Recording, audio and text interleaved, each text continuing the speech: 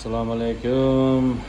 Akalar, mana bugungi ishimiz xudo xolasa kecha eng qiyin etaplarimizdan birini o'tkazuvdim. Eng qiyin etaplarimiz 4 burchakni avvalini chiqarib olib, aroni bu kim bo'ldi endi bu? To'chkan xo'jayinmi bu?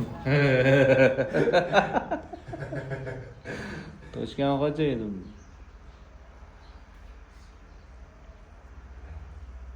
Yangi shogird kelib qoldi.